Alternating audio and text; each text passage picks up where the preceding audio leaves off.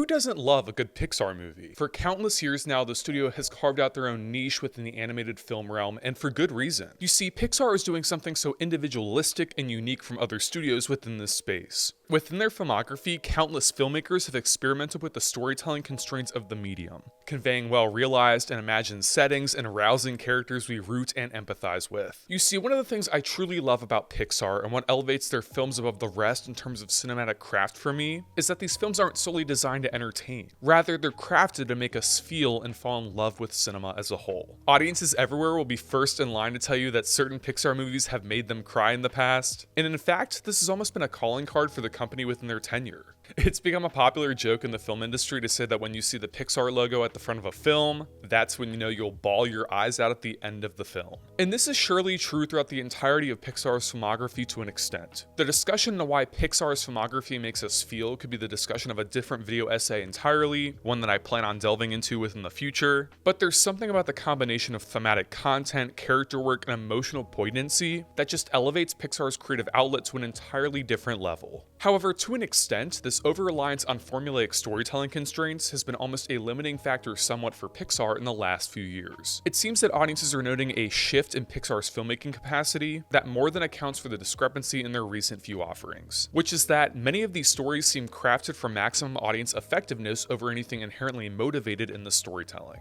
Yet, while I see the central focal point in this conversation and understand where such a viewpoint ultimately comes from, I do not personally believe this to be the case. Yet I would make the claim that the last several Pixar films have been great, but they've been far from the best work within the studio. It seems that the company's creative spark is still burning strong, but slight bumps along the way have led to some audience members wondering, when will we get a new Pixar movie that channels the company's successes in this heyday, and feels like a Pixar movie in every sense of the word? This is a question I continue to bring up as I sat down to experience Pixar's new film Hoppers, which releases in theaters this weekend. Now, to say I walked in with anything overt in the way of expectation of this one would be an understatement.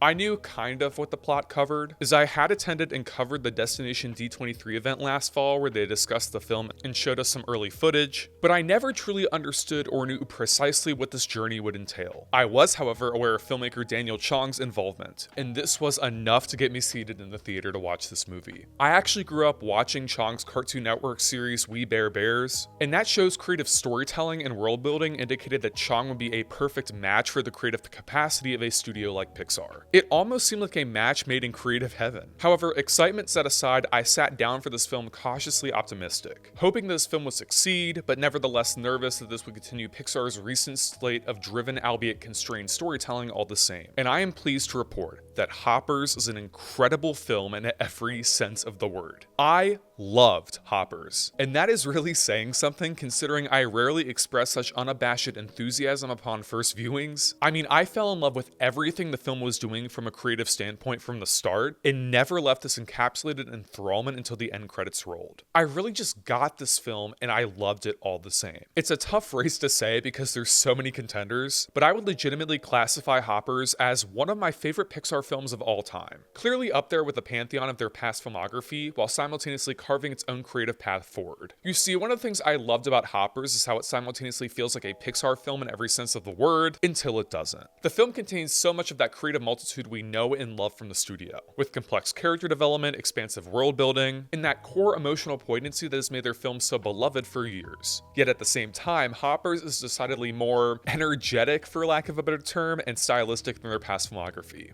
And I found that core balance ultimately so fascinating and enthralling. On that level, Hoppers feels like the quintessential movie that Pixar could release right now, paying homage and consideration of past studio entries, while simultaneously carving its own path forward and showcasing where a clear artistic future can lie within this company. And this is precisely why it works so well. In Hoppers, audiences are introduced to Mabel, played by Piper Curda, a young and precocious teenager who is on a mission to restore a beloved glade in her local town from her childhood. The only thing standing in her way is local politician Mayor Jerry, played by John Hamm, who seeks to destroy the habitat in order to build a new interstate beltway to connect the city together. Mabel knows that if she moves animals back to the vacant glade, she'll be able to block Mayor Jerry's destructive plans, only she doesn't really know how to go about this. However, the answer arrives in the laboratory of local scientist Dr. Sam, played by Kathy Najimy, who has devised a new experimental technology that could help Mabel save the glade. Nicknamed Hoppers, the experiment transports the minds of humans into the bodies of robotic animals, therefore bridging the communicative gap between the species and allowing unprecedented access to the natural world. Seeing an opportunity, Mabel hops into the body of a robotic beaver and goes on a journey to save the local nature base, as she knows it, as interested parties chase after her in the process.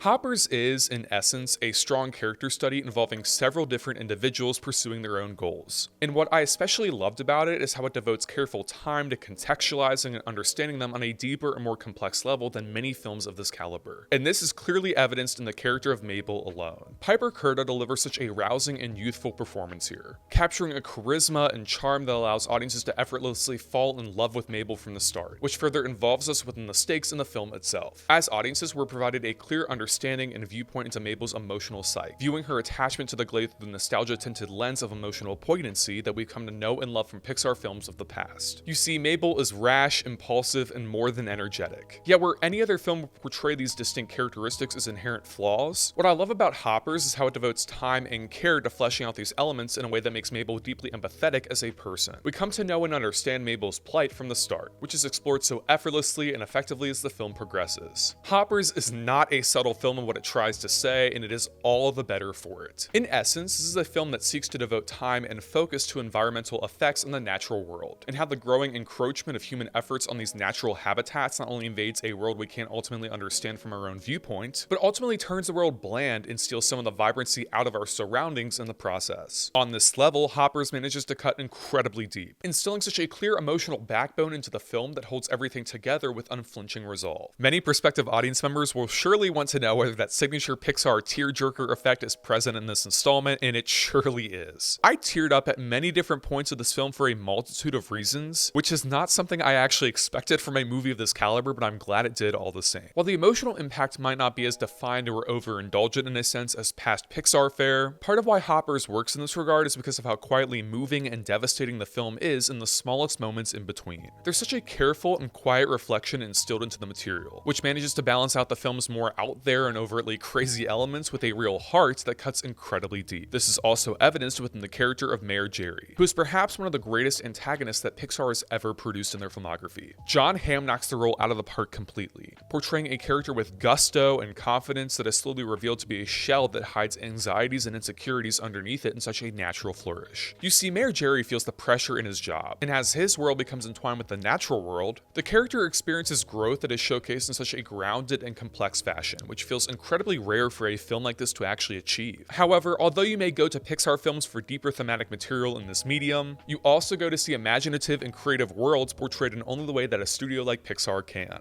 In this film, more than showcases a specific element in spades. I mean, I won't understate it, I was ultimately enamored with Hoppers for almost the entirety of its runtime. As Daniel Chong invites audiences into this madcap world, we're treated to a setting that is wild, turbulent, and impassioned, and that is why it is so fun. I mean, every moment of this film feels so well developed and accomplished, instilling such a level-headed energy that enraptures audiences along the whole of its journey. Don't get me wrong, Hoppers is decidedly different from any other Pixar film before it. Sort of harkening back to his work on Cartoon Network, Chong delivers humor here that feels boundary-pushing and content that could only be described as zany and out there in moments, but the film manages to balance these elements in a way that contextualizes and smooths them out for audiences to digest. Hoppers might single-handedly be one of the funniest movies I've seen so far this year. In fact, it might be one of the funniest movies I've seen in the last few years. When I approach Pixar movies, I'm usually accustomed to the slight joke that will catch me off guard or make me chuckle, but Hoppers operates on an entirely different level. Right from the opening scene, a huge smile landed on my face, and it never left for the entirety of the runtime. This is the type of film that will have you laughing in abstract shock and admiration almost every other minute, and it's something that I've missed from so many other movies in this artistic space over the years. This is further delivered in Bobby Moynihan's utterly captivating performance as King George, the self-proclaimed king of the mammals who teaches Mabel the ins and outs of the animal world. This movie's humor operates on two distinct planes that work incredibly well when run parallel to each other. On the one hand, the movie is simply laugh-out-loud funny. On a deeper and more complex level, however, the humor is used as such an intriguing plot device. You see, this humor allows audiences to grapple with and contextualize the film's themes and ideas on a fundamental level. So much of this movie is seeped into environmental factors and awareness of the natural world. And in a stroke of brilliance, the film balances careful insightful commentary with nuanced insight and levity. For example, you'll simultaneously laugh at a scene where animals seek to incorrectly replicate the noise of a speaker that seeks to drive the animals out of their natural habitat, and you'll also feel the careful and quite impactful commentary that the film is imparting in these moments. On that level, Hoppers is not only a deeply entertaining and enthralling film, but an important one at that. Yet the film also uses humor as a bridge to explore its two distinct settings with ease here. You see, there are two worlds at play within Hoppers, which are the human world and the animal or natural world. In classic Pixar fashion, the film starts off displaying a setting we're mostly accustomed to, painting a picture of urban living which harshly juxtaposes the natural world surrounding it. However, as Mabel, and the audience to an extent, are transported into an alternate viewpoint, the film takes on an entirely different look and feel that is discordant, yet strangely familiar all the same. Hoppers is, in essence, juxtaposing the human world and the natural world quite effectively in both their differences, yet also their similarities at the same time. Earlier on in the film, audiences are shown Mabel's work and efforts to save the glade, which arrive in the form of door-to-door canvassing, to drum up petitions to convince local politicians to stop their rezoning efforts, and the first thing that Mabel must do when she's transported into beaver form is do this exact same task, but to animals who are reluctant to move back to their own home. Hoppers is a decidedly clever and innovative film, taking familiar territory and adding its own spin to the material that feels wholly invigorating and rousing all the same. I cannot tell you how refreshing it is to walk into a film as wholly unique and individual as this one is, especially within the current box office slate where many of the offerings are stock remakes, reboots, or sequels. Granted, the film takes some decided swings with a wild middle and third act turn that is sure to shock audience members with its abundance of surprises, and it is worth noting the film is definitely darker and more intense than viewers might be expecting, so mileage may vary with a younger audience. However, the journey the film takes you on is more than worth it, and for good reason. I walked out of the theater so happy with this film overall. I haven't stopped thinking about it since watching the film, and I continue to reinforce my love for it with every reflection and contemplation I've had on it since viewing it. On that level, Hoppers is sure to be a hit for audiences upon its release next weekend, more than anything. Above the core entertainment and artistic value alone, it also inherently feels like a film we actually need right now. Everywhere you look, the devastating environmental impact of humanity upon our surroundings is glaringly apparent, and in the hustle and bustle of our own lives and viewpoints, it can be difficult to focus entirely on the surrounding environments when we're so focused on rushing from place to place with our own interests. However, as they have with many films before, both Pixar and filmmaker Daniel Chong interrupt this viewpoint with this film, delivering a project that not only enthralls audiences into its lyrical world building and vibrant humor, but also invites us to contemplate how we as ordinary individuals can seek to make a change for the better. I would not be shocked if Hoppers lands within my top 10 films of the year this year, and such status would definitely be deserved. This is such a special movie through and through, and I cannot wait for more audiences to discover this incredible journey for themselves. All I can say is please go see this movie in theaters next weekend. You will not regret it, and you will love your time with it. That's why I'm giving Hoppers a 4.5 out of 5 stars. Hoppers releases in theaters March 6th.